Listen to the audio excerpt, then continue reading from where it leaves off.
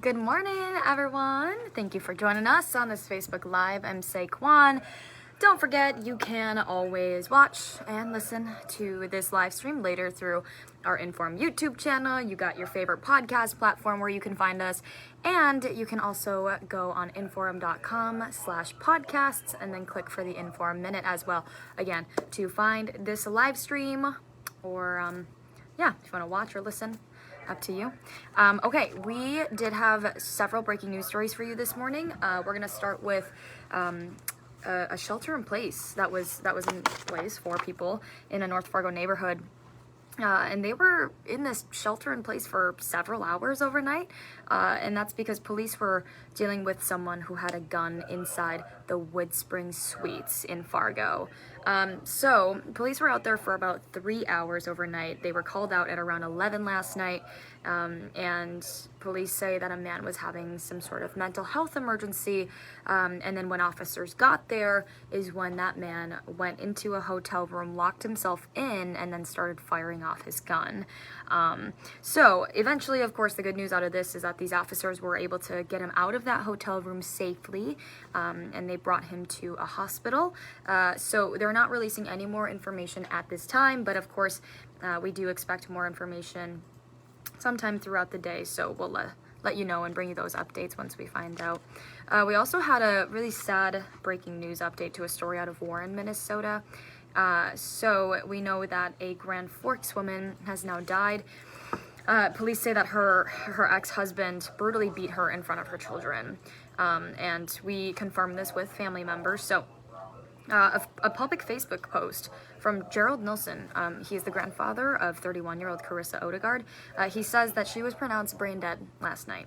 Her ex-husband is 31-year-old Anders Odegaard, and he was arrested on an assault charge. They actually got divorced last year, at least according to these court documents.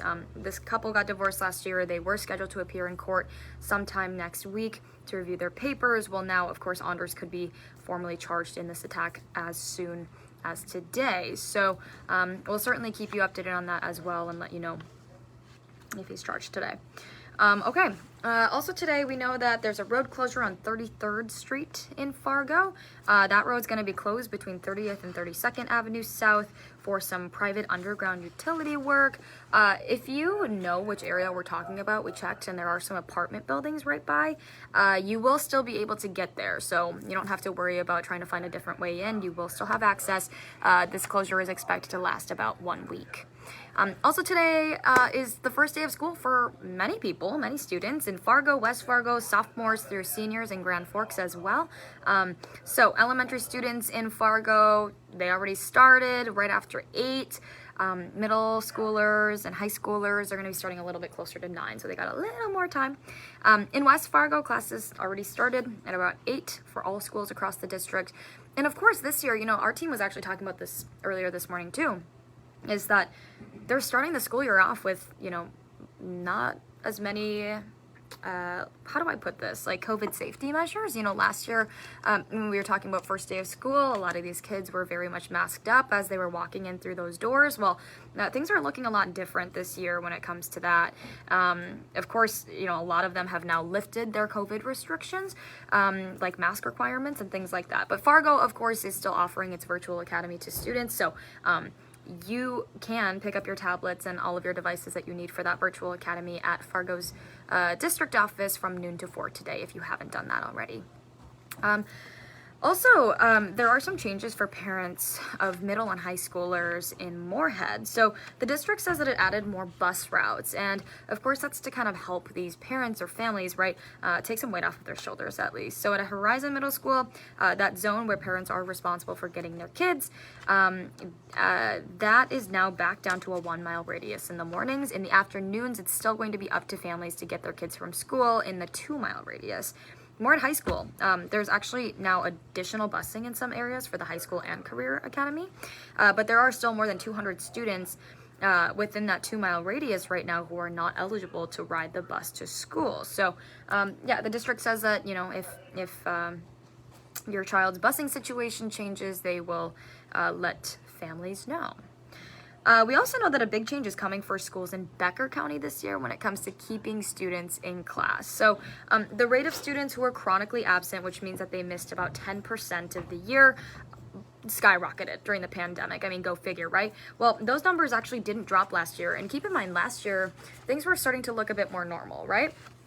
So to limit those absences, a new truancy prevention policy is going to be starting on the first day of school this year.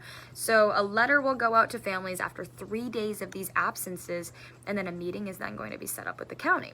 Well, in the past, school districts had to wait until, students had 7 absences in order to do the same thing. This new policy will impact all schools in Becker County. That would include Detroit Lakes, Lake Park, Audubon, Frazee, Burgess school districts as well.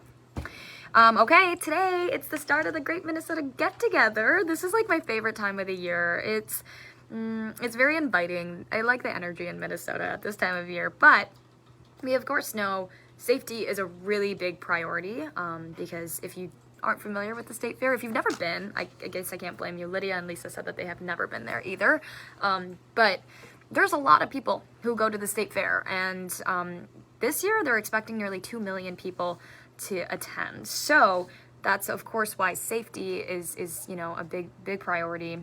So because of that, the State Fair Police Department decided to recruit 200 officers from 50 different agencies to help out. There's also going to be metal detectors again this year. That was new to the State Fair last year.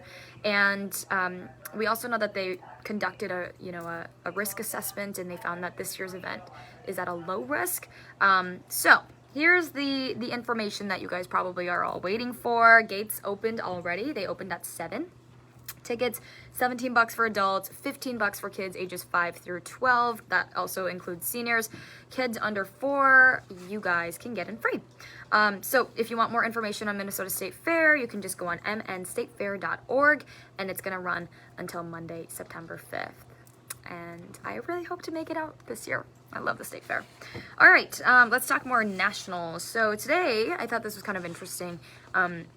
In California is expected to vote and approve this plan that's eventually going to phase out the sales of new gasoline cars over the next 13 years. So if this passes, of course, it would be like the first ban of its kind worldwide.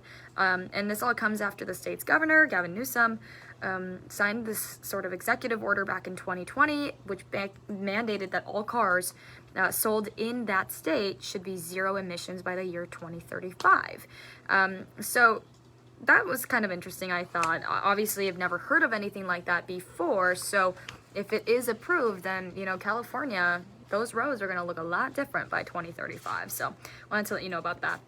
Also, right now, the Texas school district, of course, that was the target of a mass shooting that killed 19 students, 2 teachers. We learned that they're now looking for a new police chief. If you remember, that school district's police chief was Pete Arredondo, and that name might spark a lot of familiarity, I guess.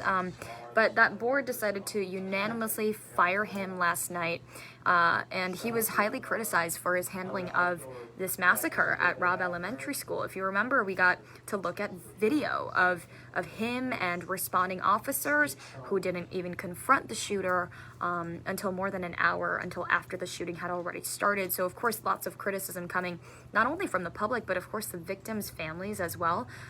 We heard from all of these victims' families this morning who spoke out at this school board meeting last night. And a lot of them just really voiced their frustrations, and a lot of that had to do with Pete Arredondo. So wanted to let you know that they are now looking for a new police chief, as they unanimously voted to fire him last night. Okay, lighter note, Party City says that it's planning on hiring 20,000 temporary workers. And it's all doing this in an effort to kind of get ready, get all of their bases loaded before those pre-pandemic levels of holiday shopping starts to hit. So that's actually 3,000 more workers than the company hired last year for Halloween. 20,000 is a lot of people. And then these new positions are going to be for all areas of the store. So company says at least 10% of those hires will be offered some sort of a permanent job at the end of the season. In Fargo, we checked this morning, seasonal positions are already posted on their website. So if you know someone who might be maybe looking for some extra cash, or maybe if that's you or whatever, then maybe Party City is for you. Okay. Also, wanted to let you know really quick for all of you Apple fans, Apple like the company Apple, not like a fruit apple. So Apple just announced a really big event for September 7th. Now, of course, this is very typical of them to not release any sort of details because they like to reveal it at the event. Go figure, right? But there's some speculation that says like the company could be trying to release the new iPhone 14 lineup. Rumors are saying that the larger iPhone 14 ditches the notch that's being used for the front-facing camera, but of course that hasn't been confirmed. It's just always interesting to hear the speculations because I think 9 times out of 10 they're usually right. So it's kind of fun. But yeah, September 7th is the big date, and we're also expecting the company to announce a release date for its latest mobile operating system, iOS 16. So yeah, Apple fans, that's for you. All right, Hot Mic with Dom Izzo, 9 to 11, WDAY Extra, InForum.com. Rocky Krueser. Gosh, that's a name I haven't heard in a long time. He was on the NDSU basketball team. Gosh, you guys all know him. But he actually just signed his first pro contract yesterday to play in Germany. So he's going to be joining the show at 9:15. So fun. And congratulations to Rocky. A huge deal. Bobcat Open tees off tomorrow at Fargo Country Club. So the tournament director, Mark Johnson, is going to be in studio this morning to preview the event with Dom. So make sure you go join him on his show, 9 to 11, WDAY Extra, InForum.com. All right, also on InForum.com, here's a headline I want to share with you. Who exactly is eligible for student loan forgiveness? This is done by our very own Sam Getzinger. Sam has some really incredible stories, and I think he laid it out perfectly as to really who is eligible for this forgiveness. If you didn't know, last night, this all broke yesterday during the day, but President Joe Biden did say that he was going to cancel up to $10,000 in federal student loans.